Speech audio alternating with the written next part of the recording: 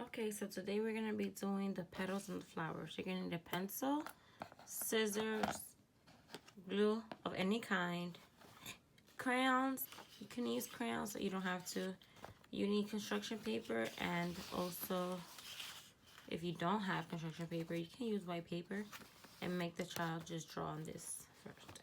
And you're going to draw a circle. You can encourage your child to do this also. I'm going to pick random numbers. Number 4, which is the easiest for everybody. 5, 8, and 10.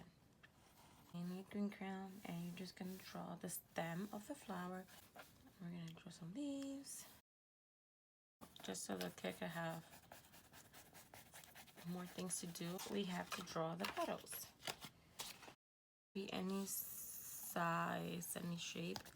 I'm just going with the easiest shape so that it can be easier for you to cut. Well, for your child to cut. We're going to encourage them to do this. But again, if they can't, don't be afraid to help them with this part only. You're going to point to the flower and you're going to ask them, how many petals does this flower need? Let's count together. 1, 2, 3, 4.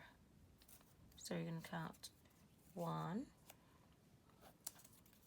2,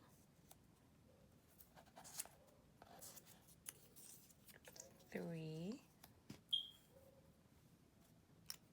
4.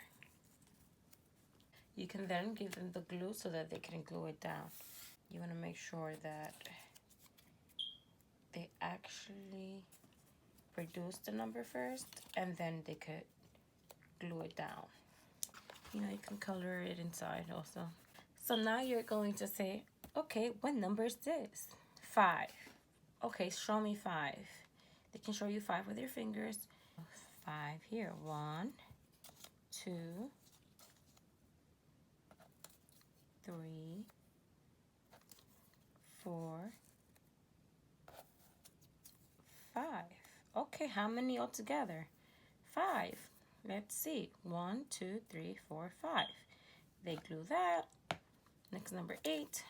You ask them, how many petals? 8. Let's count. 1, 2, 3, 4, 5, 6, 7, 8. If you do not have paper, construction paper, draw in the petals and your child can color them.